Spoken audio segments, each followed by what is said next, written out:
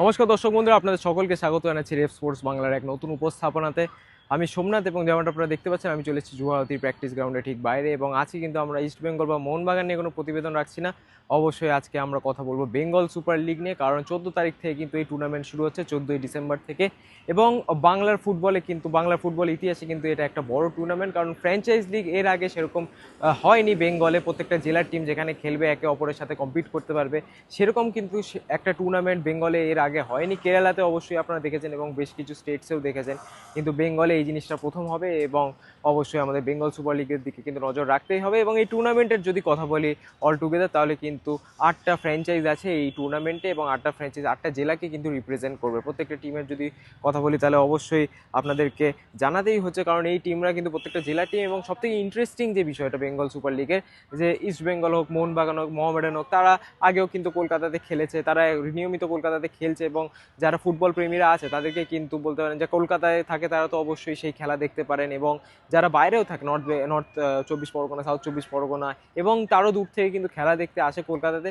কিন্তু এই বেঙ্গল সুপার লিগে আপনাদের কিন্তু কলকাতায় আসার কোনো দরকার নেই, আপনাদের এই যে রেসপেক্টিভ জেলা আছে সেই জেলার মাঠে কিন্তু খেলা হচ্ছে। এবং এই 8টা ফ্র্যাঞ্চাইজের যদি আপনাদের কথা বলি, 8টা ফ্র্যাঞ্চাইজ 8টা ডিস্ট্রিক্ট কিন্তু রিপ্রেজেন্ট করছে, এবং প্রত্যেকটা ফ্র্যাঞ্চাইজের নাম অবশ্যই আপনাদেরকে আমরা বলে দেবো। প্রথমেই অবশ্য নাম আসবে বর্ধমান ব্লাস্টার্সের। তারা কিন্তু বর্ধমানের থেকে গেছে, বর্ধমানে যে স্পন্দন স্টেডিয়াম সেখানে কিন্তু তারা খেলবে, এবং এই বর্ধমান ব্লাস্টার্সের দিকে কিন্তু অবশ্যই নজর রাখবে। এটা এই বেঙ্গল সুপার লিগের ফার্স্ট ফ্র্যাঞ্চাইজ যেটা বললাম।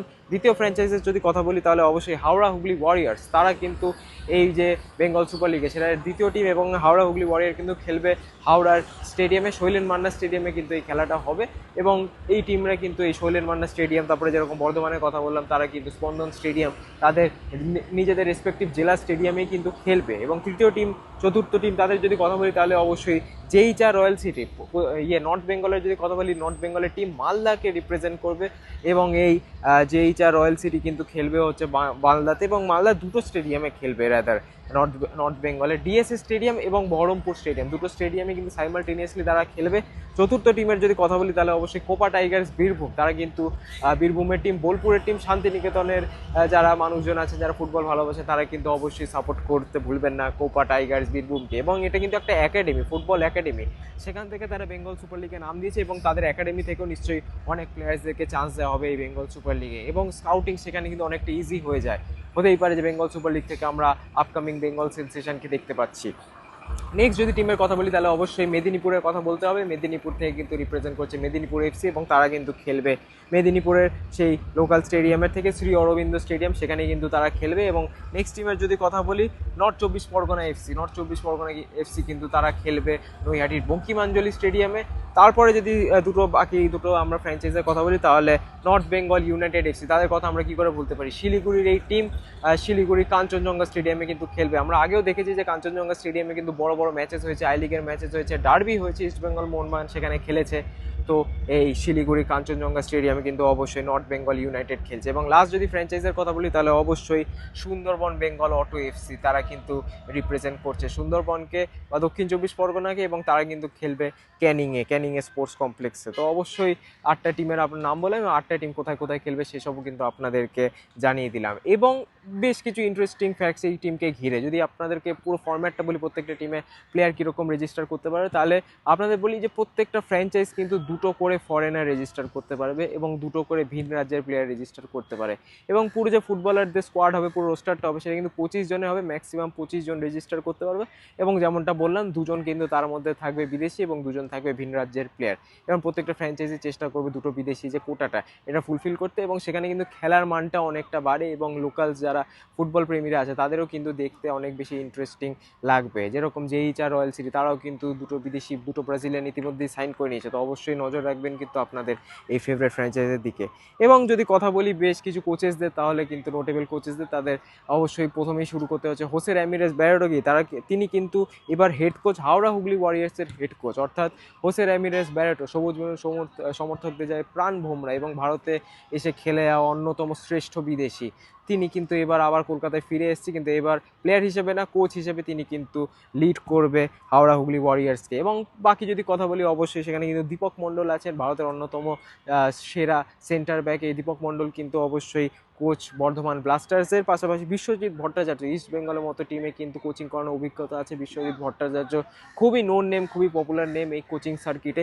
সেখানে কিন্তু বিশ্বজিৎ ভট্টাচার্য অবশ্যই নর্থ বেঙ্গল ইউনাইটেড এফসি কিন্তু কোচ হয়েছে, এবং অবশ্যই মেহতাব হোসেন, দক্ষিণ 24 পরগনার ছেলে মেহতাব হোসেন কিন্তু এই সুন্দরবন অটো বেঙ্গল এফসির হেড কোচ। এবং বেশ কিছু নোটেবল যদি আমরা বাঙালি প্লেয়ারদের কথা বলি কারা কোথায় খেলছে, তাহলে রবি হাঁসদা আপনারা চেনেন, গতবারের সন্তোষ ট্রফির টপ স্কোরার রবি হাঁসদা, মোহামেডানেও তিনি খেলেছেন।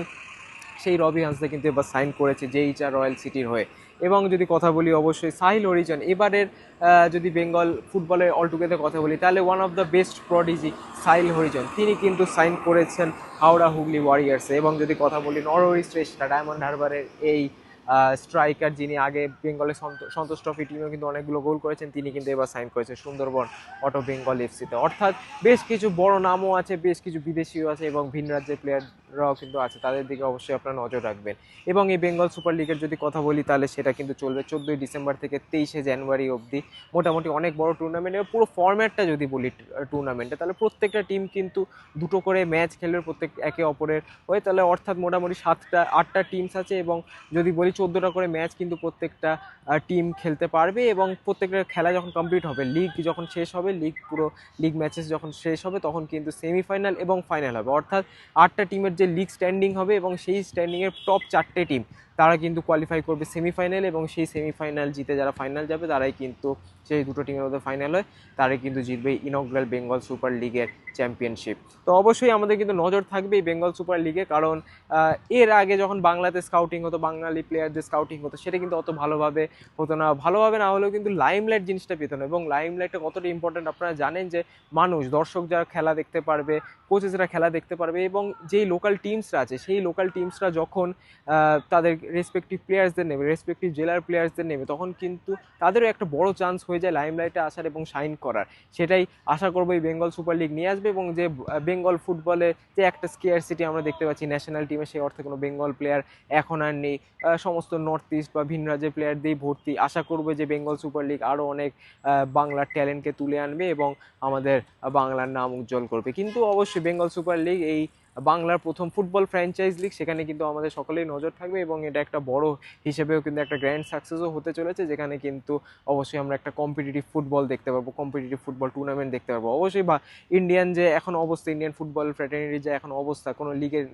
নিশ্চয়তা নেই। তো অবশ্যই আপনারা চোখ রাখবেন বেঙ্গল সুপার লিগে, সেখানে কিন্তু অবশ্যই একদম ফ্ললেস ফুটবল হবে, পরপর ফুটবল হবে, এবং 23শে জানুয়ারি এই টুর্নামেন্ট শেষ হবে। তো অবশ্যই নজর রাখবেন, 23শে জানুয়ারি গ্রুপ স্টেজ শেষ হচ্ছে, তারপরে সেমিফাইনাল এবং ফাইনাল হবে। তো অবশ্যই কিন্তু নজর রাখতে ভুলবেন এই বেঙ্গল সুপার লিগে। আজকে গুয়াহাটি থেকে আমি সোমনাথ আপনাদের থেকে বিদায় চেয়ে নিচ্ছি, এবং যদি ভিডিওটা ভালো হয় তাহলে অবশ্যই লাইক করবেন, চ্যানেলে যদি নতুন হন তাহলে অবশ্যই সাবস্ক্রাইব করবেন, এবং কমেন্টসে আপনারা জানাবেন যে আপনারা কোন রাজ্য থেকে খেলাটা দেখছেন এবং কোন টিমকে সাপোর্ট করছেন। আমরা সেই জিনিসটা জানতে কিন্তু অবশ্যই মুখিয়ে থাকবো। তো ধন্যবাদ আপনাদেরকে এই ভিডিও দেখার জন্য, এবং অসংখ্য ধন্যবাদ। বিদায় চেয়ে নিচ্ছি, আপনাদের সাথে দেখা হবে পরবর্তী ভিডিওতে। ততদিনে ভালো থাকবেন, সুস্থ থাকবেন, এবং নমস্কার।